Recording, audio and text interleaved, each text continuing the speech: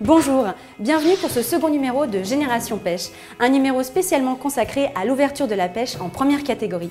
Je me trouve dans un gîte à Berjoux dans l'Orne et on va passer la journée avec David Pierron et ses copains qui tous les ans se retrouvent au bord de la Vert pour fêter cet événement. Au sommaire de ce numéro, nous irons prendre la température dans un magasin de pêche la veille de l'ouverture. Puis on se retrouvera au pied d'un barrage hydroélectrique de plus de 30 mètres de haut pour parler de son démantèlement. Ensuite, Gaël Even nous donnera une leçon de pêche au toc, une des techniques les plus efficaces de pêche à la truite. Qui dit pêche dit carte de pêche et qui dit carte de pêche dit garde.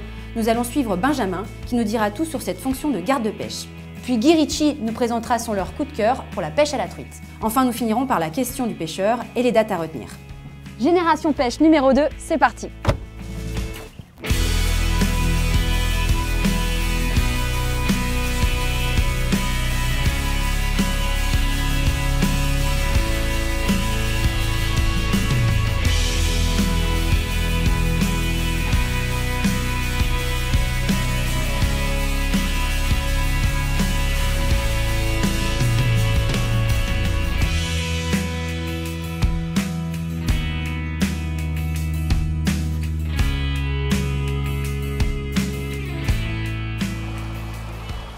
Nous sommes au bord de la Vert et nous allons retrouver David Pierron.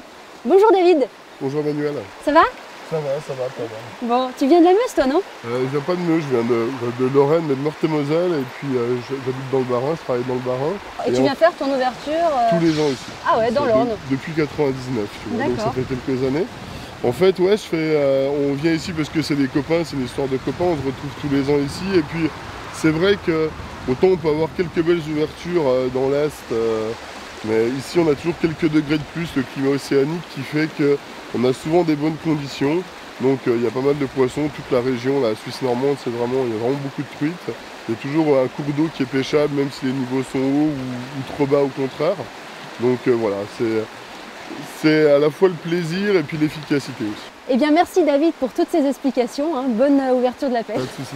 Quant à nous, nous allons nous rendre dans un magasin de pêche à Flers pour mesurer toute l'effervescence liée à cette ouverture de la pêche à la truite.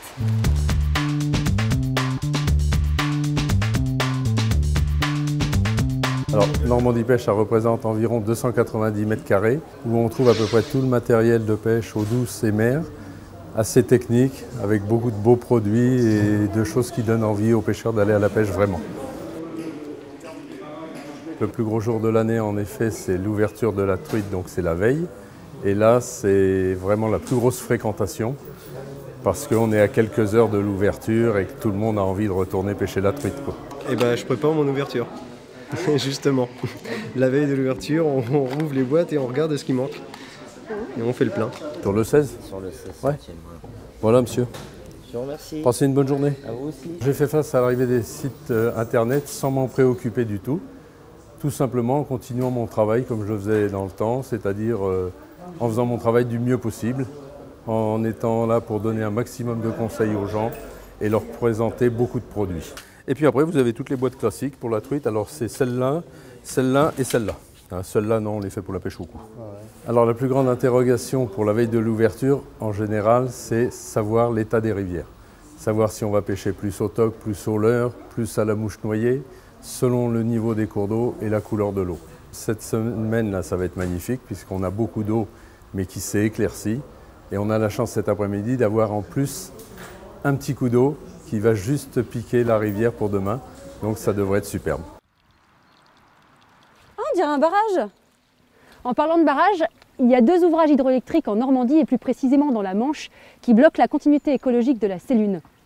Il a été décidé de les araser. Jean-Paul Deron va nous en dire plus. Et voilà!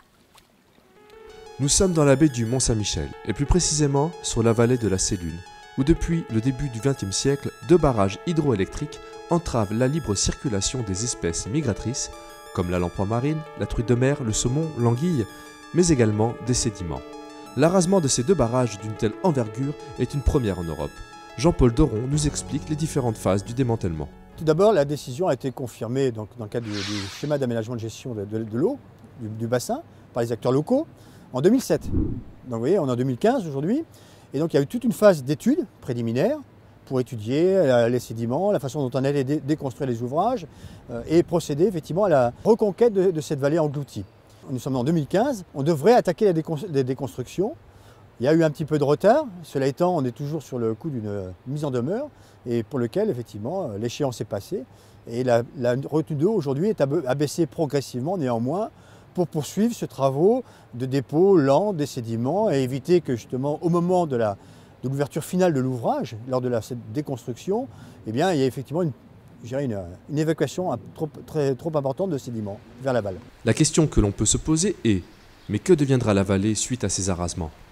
La décision effectivement d'effacer ces ouvrages au-delà des contraintes réglementaires et des obligations liées à la préservation de la biodiversité dans cette grande baie du Mont-Saint-Michel et de cette vallée de la Sélune, elle emportait aussi bien évidemment un accompagnement, je dirais donc pour renaturer et reconquérir cette vallée, rendre cette vallée à l'homme et aux populations locales dans un vaste projet de développement économique local autour d'un projet de développement durable. Il doit s'appuyer sur un développement économique, touristique et aussi, bien évidemment, dans lequel les pêcheurs vont prendre une large part et une large responsabilité en matière de développement de loisirs pêche et du tourisme pêche dans cette vallée. Certaines personnes, dont des pêcheurs de carnassiers, sont contre la suppression des barrages qui signeraient la disparition des lacs artificiels de Vezin et La Roche-qui-Boit.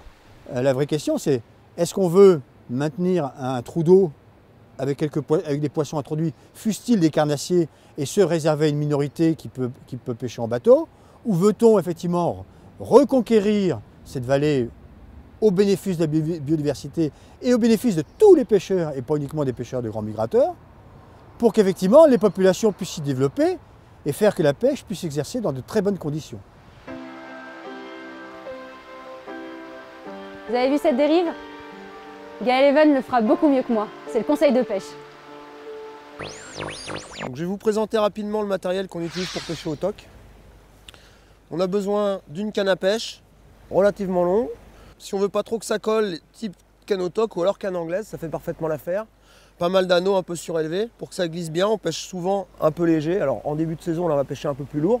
Mais c'est vrai que dans la saison, on va vraiment pêcher moins lourd. Donc une canne où le fil coulisse vraiment bien et qui ne colle pas du tout, c'est quand même grand confort. Un moulinet, c'est juste une réserve de fil, donc n'importe quel spinning peut convenir. Après, il y a des moulinets un peu spécifiques pour la pêche au toc là. Mais dans l'idée, tant qu'on a un moulinet, on le garnit avec du 16 ou du 18 centième fluo pour bien voir la ligne. Et avec ça, on peut partir à la pêche. Le conseil le plus simple au début là, tant que ce n'est pas des débits très particuliers, c'est de mettre la même taille de plomb. Et on part de l'hameçon là. On place le premier, donc là en début de saison, on le placera entre 5 et 10 cm maxi. C'est-à-dire qu'on a vraiment besoin de pêcher au fond, donc le plomb, on le met très proche. Plus tard en saison, on va le remonter. Et on aura tendance à baisser la taille. Le suivant, plus j'aurai de courant, plus je vais le rapprocher pour éviter que mon lèche remonte trop vite. D'accord ? Sur des courants relativement réguliers, je vais le mettre à 2 ou 3 cm. Et ensuite, à chaque fois, je vais réduire par 2 l'écartement entre chaque plomb. Pour avoir une plombée plus ou moins progressive au niveau de l'écartement. Le but du jeu, ce sera que le premier plomb, évidemment, ait tendance à se faire emporter et que le haut de la plombée ait un peu plus de mal, comme c'est plus groupé, pour que le vert, en définitive, passe devant tous les plombs. Et donc, c'est le dernier plomb qui est censé passer proche du fond. C'est lui qui va nous indiquer si on est vraiment bien ou si, au contraire, on racle et au cas où, on va changer un peu la tension dans la ligne. Et c'est là où toute l'astuce d'une dérive va se jouer. Ça va être au pêcheur de tendre plus ou moins la ligne pour justement que ce plomb évolue très près du fond sans toutefois le racler sur toute la longueur. Donc ici j'ai 3 formes d'hameçon. J'ai un hameçon assez long, coudé, qui est vraiment spécifique pour le verre, avec une forme en S pour éviter que le verre descende dessus.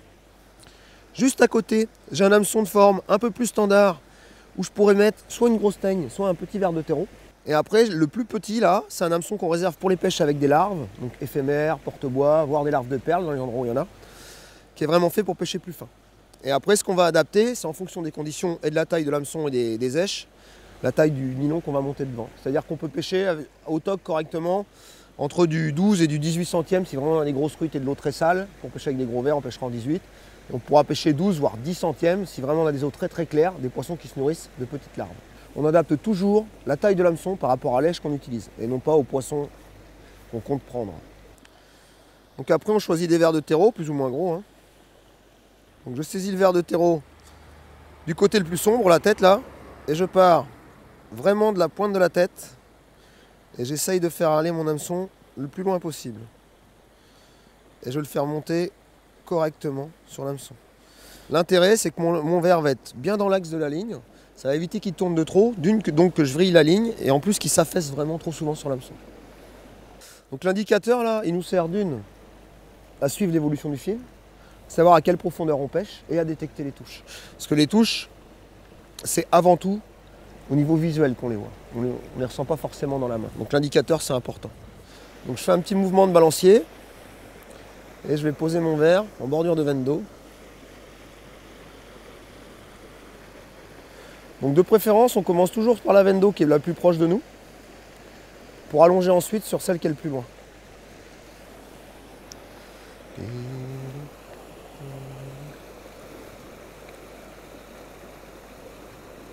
Donc là, je tiens le fil dans ma main gauche, et c'est avec ça que je vais gérer la dérive. Donc là, c'était une truite, ça s'est bien arrêté. Donc on la laisse tourner tranquillement, et au moment où elle va se calmer, on va pouvoir la soulever en douceur. Donc voilà une jolie petite truite sauvage. Donc l'intérêt de faire à la touche avec des hameçons un peu fins, là on voit les piquer juste au bord là. Donc tu vas vraiment dans les petites peaux, je vais pas l'embêter trop. C'est vraiment piqué au bord. Donc, je vais pouvoir la décrocher facilement et la remettre sans problème. La pêche au toc, c'est pas forcément une pêche ultra facile au début, il y a toujours moyen d'attraper des poissons. Par contre dès qu'on maîtrise un petit peu, il y a vraiment moyen de prendre vraiment du plaisir et beaucoup de poissons. Hop hop hop, et la carte de pêche là. Salut Emmanuel, ça va bien? Ça va et toi? Ça va, dans ma poche elle est. Tu me la montres, non? Si tu veux. Je suis pas assez remontée. Non, par contre, Benjamin Laribi, qui est garde-pêche, lui, il va pouvoir nous donner des explications. On va aller le voir.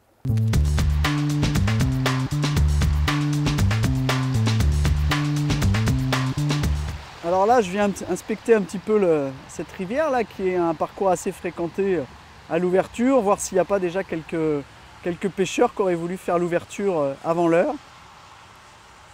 On est sur un affluent donc d'une rivière assez réputée, la Varenne, et c'est un coin assez prisé. Donc, mais là, jusqu'ici, il n'y a personne, donc c'est plutôt rassurant.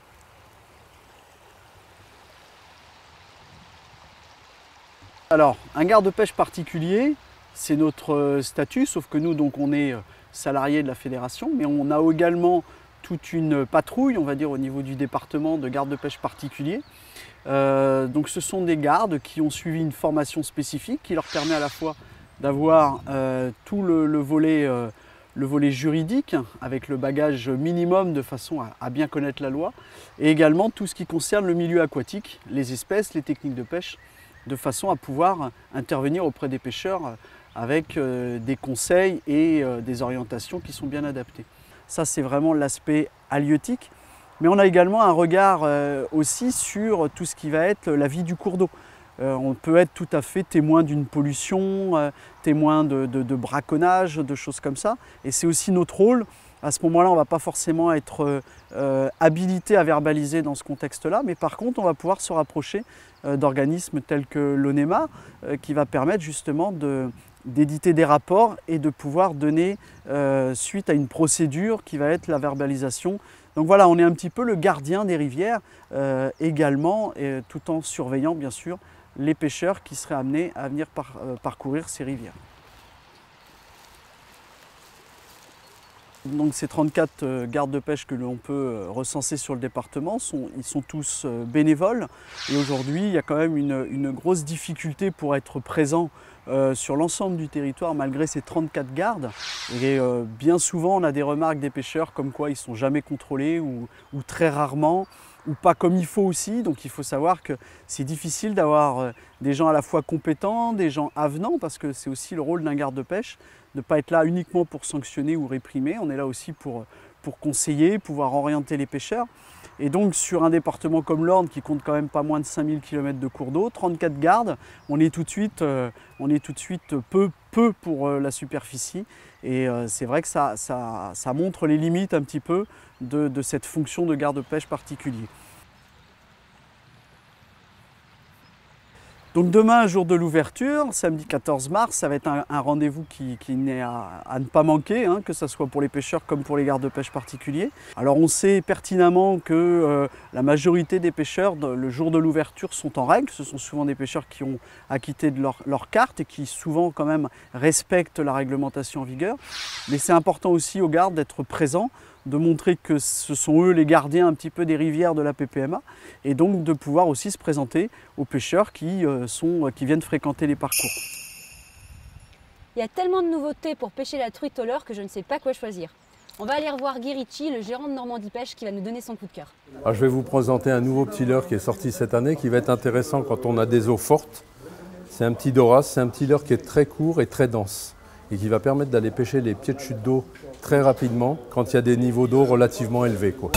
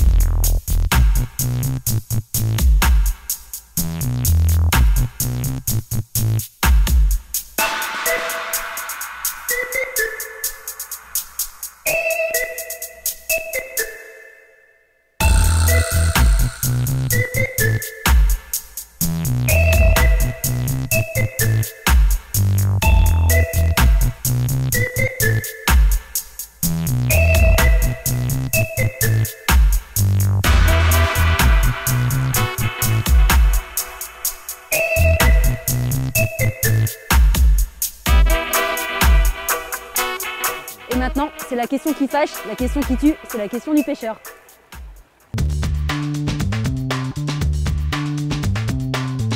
On est obligé de déclarer les captures de salmonidés migrateurs de manière à pouvoir gérer les stocks et le prélèvement sur ces espèces qui sont en difficulté, en particulier le saumon, en raison de l'état des milieux, de la réduction des débits, du réchauffement climatique éventuellement et des captures qui pourraient être réalisées sur d'autres zones de pêche. Pour déclarer les captures, le pêcheur doit se procurer avec sa carte de pêche une CPMA migrateur. Avec cette CPMA migrateur, lui sera remis ce qu'on appelle un assortiment de déclaration de capture dans lesquels il y a plusieurs éléments qui permettent la déclaration et toutes les explications nécessaires. Ces déclarations sont toutes compilées dans une base de données qui permet de connaître les prélèvements en ligne directe.